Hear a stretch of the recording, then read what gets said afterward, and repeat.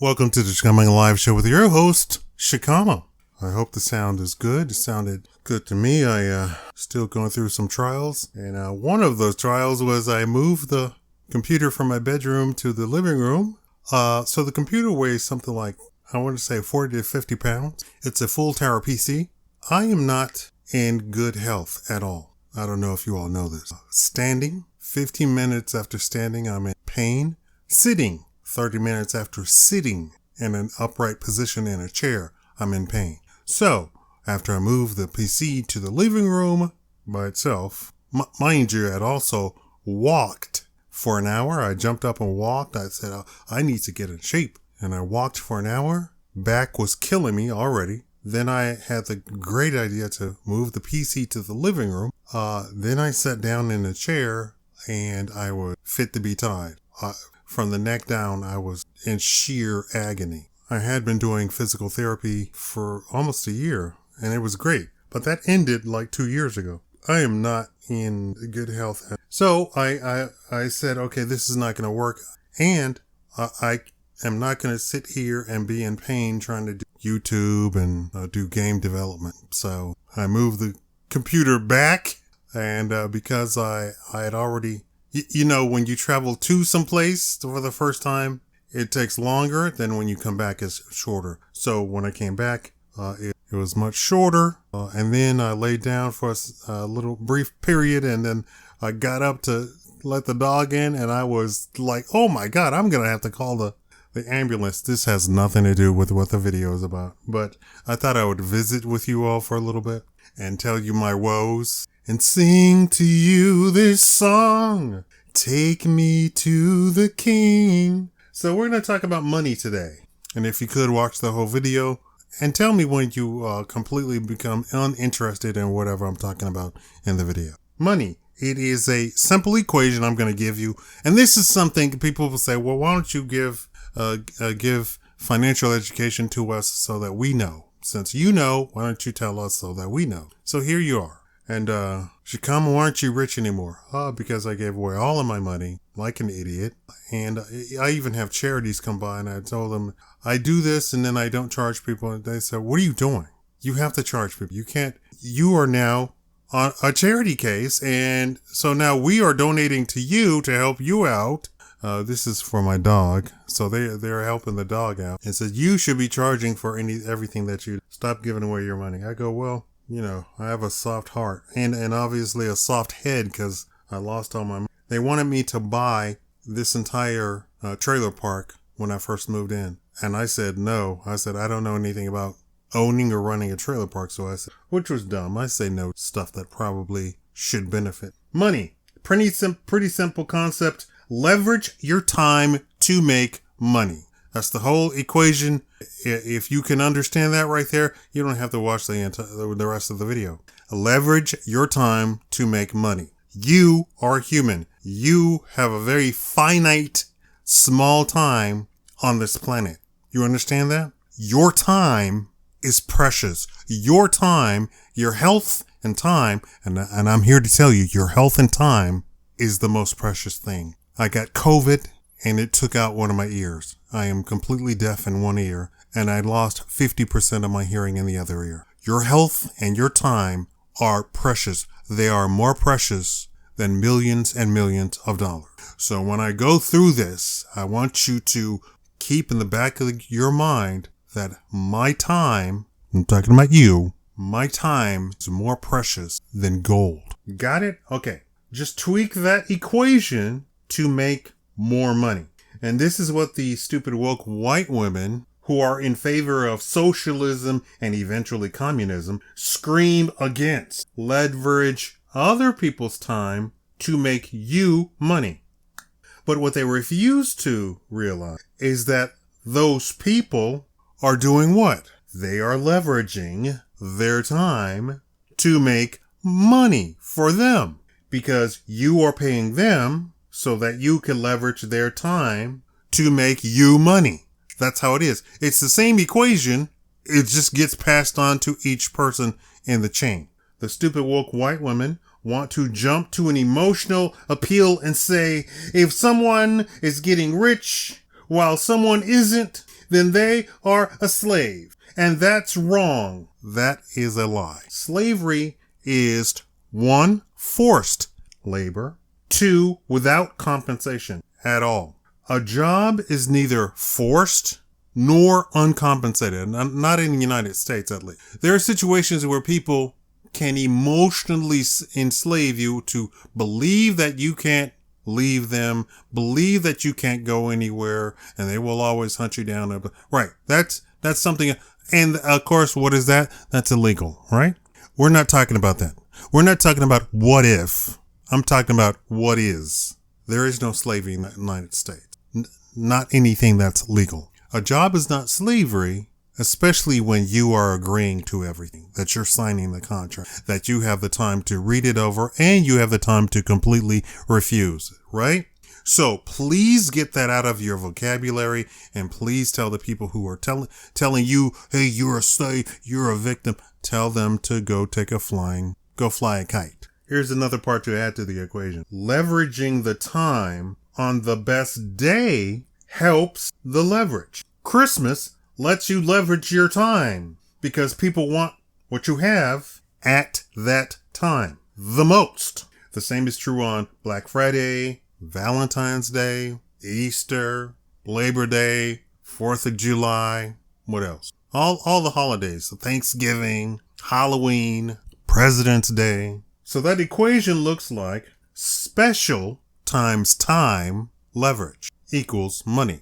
If you can hire more and more people in the time category, you'll make more money than if you hire more people on a special day or leading up to a special day. You're now leveraging even more, right? On a special day. You're going to make more money. That's the whole point. That's the whole point of like that Halloween shop that opens up on only Halloween. They don't do anything else on any other day. They open up leading up to Halloween.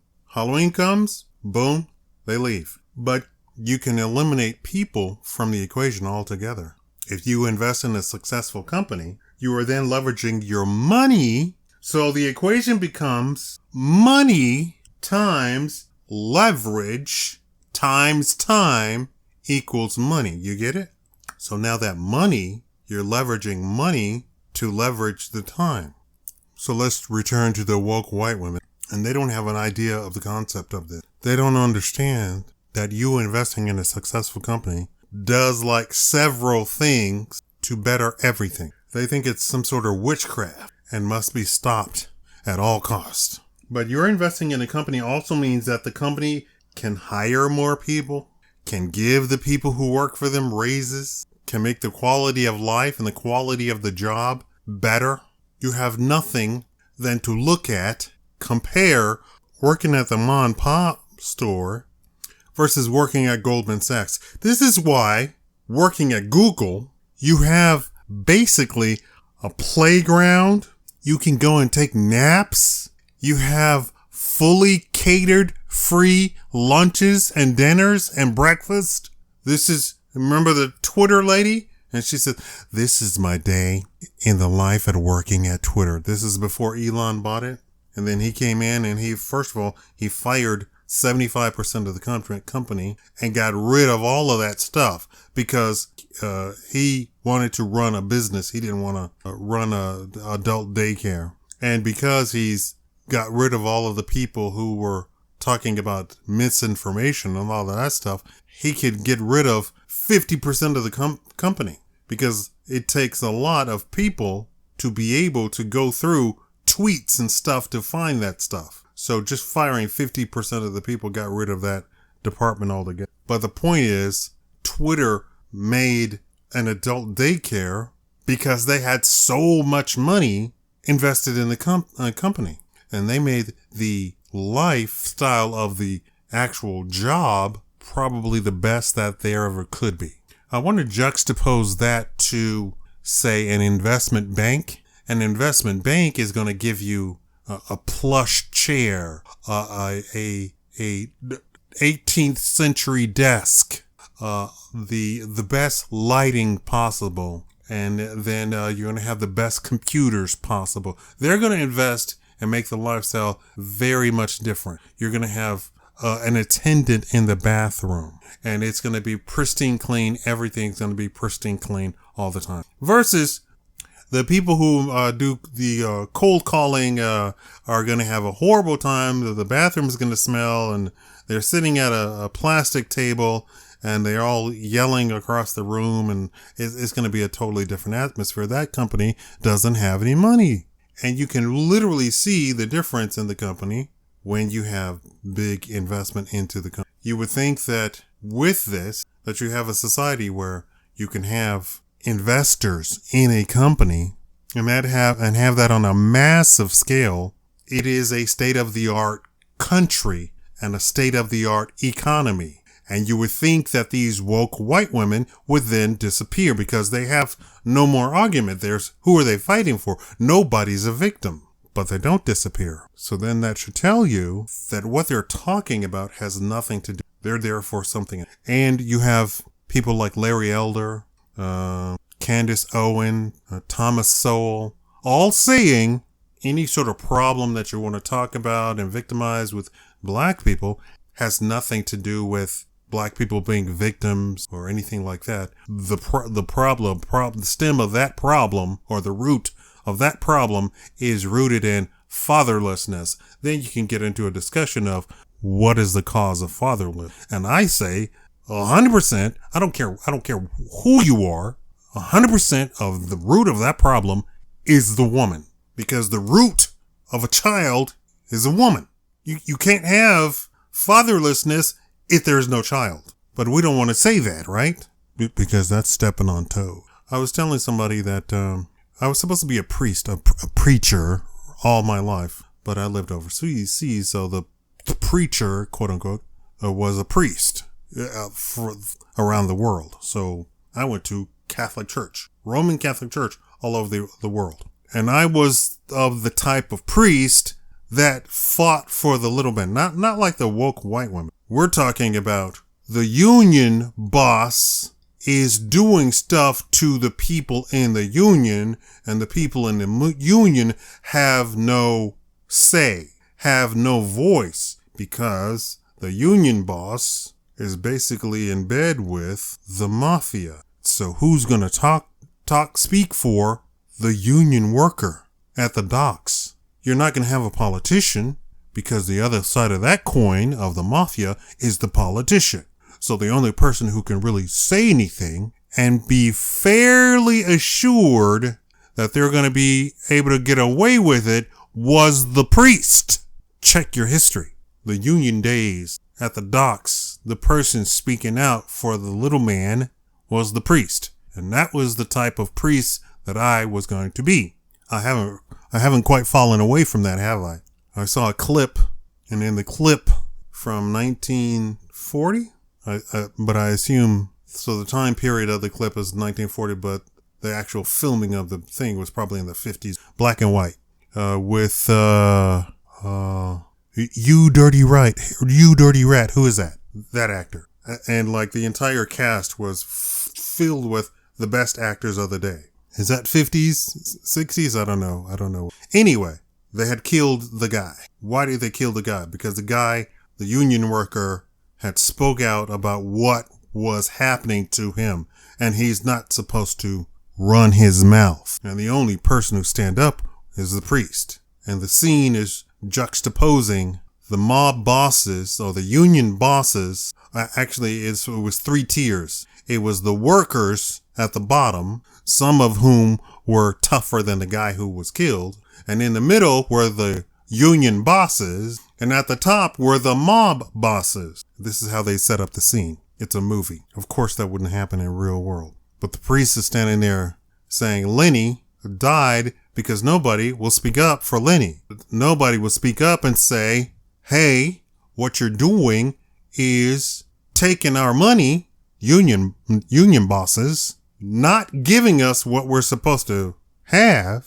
When they get paid, they pay the union bosses, and the union bosses are supposed to then pay the worker, and the union bosses don't pay the worker. They pocket the money, and then they turn around and give some of the money to the mob bosses. And of course, so then that's the whole juxtaposition of the scene, that the priest is saying, you all need to do better. You union bosses need to do better.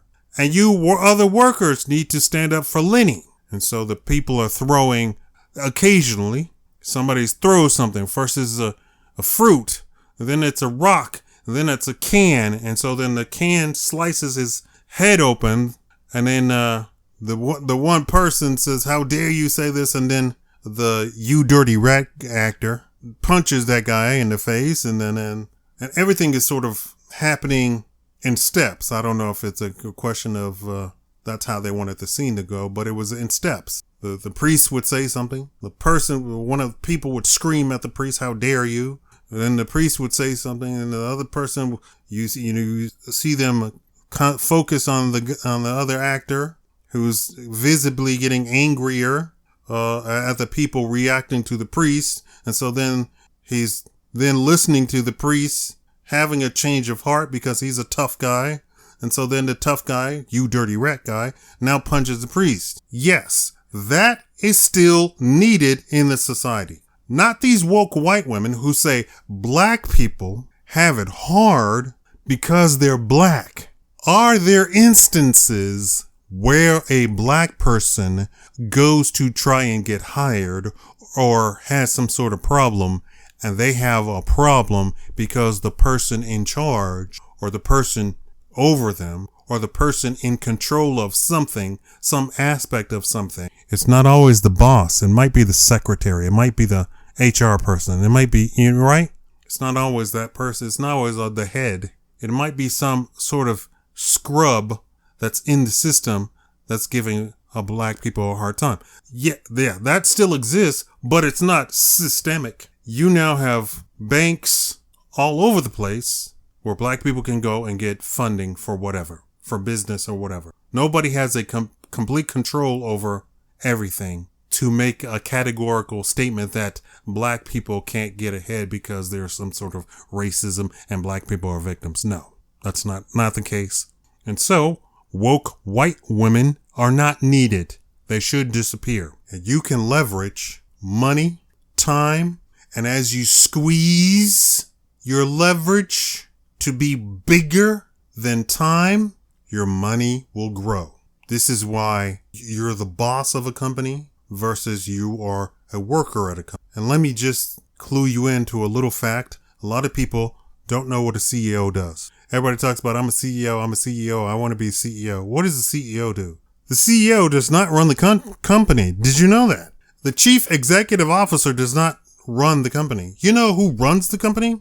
The COO, the chief operating officer. He literally runs the company. So what does the CEO do? The CEO, his job description is to beg for money for the company. And he's able to do that by saying, look at my wonderful company. My wonderful company is so successful. You should invest in it. And that's it. That's his job description. That's his total job description. That's it. It's really not glamorous. And the COO doesn't have a glamorous job either.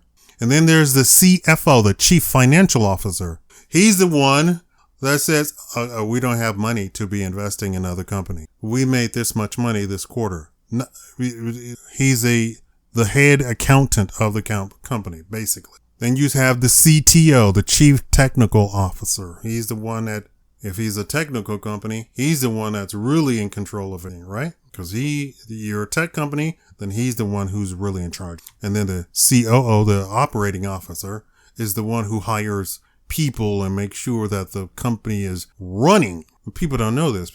And then the woman said, you need to hire women officers in your company. Okay. Have the women applied? We didn't actually apply for this job. Bill is my friend from kindergarten. Lenny is my friend from high school. We met Tyrone in college. We got together and said we're going to form a company. And so they leveraged their time to sell widgets to people at Christmas, and boom, they're a hit. They appeared on Shark Tank, and boom, they're a hit. That's it. That's it. There's no, a lot of times nobody said, oh, you're a man, let's make you the CEO of a company. No, they pull their resources together and form the company themselves. So once again, final conclusion, special time of year is the best time to leverage. Getting other people to leverage their time for you is the greatest leverage. Investing in successful companies completely erases the need for leveraging your time with people. If you don't have a company yourself, there you go. You can just do that and you'll make oodles of money that way. And you want that side of the equation to be huge versus time you want it to be smaller. So instead of 6 months to make them, you want it to be 6 weeks. Instead of 6 weeks, you want it to be 1 week. Instead of 1 week, you want it to be hourly to the tune of the Rockefellers make so many millions of dollars per minute. They're leveraging that much to such a short period of time. I hope that you teach your children or even your fellow man this. There's your entire financial education all wrapped up in a bowstring, and there is nothing that anybody could tell you that can really add to what I just said. They might be more motivational. They might be, say, prettier words, but this is the basics. And once you understand this, once you get a grasp of this, you'll be successful. This is your financial education, all wrapped up in a nice bow. Basic as it gets. So, when a woke white woman comes up to you and says, well, these people are working with slave wages. They don't have to, because I've been looking for a job. There are jobs out there paying $100,000 a year, and the qualification is a high school diploma. So please don't tell me that they can't make money. They can. Thank you all for watching.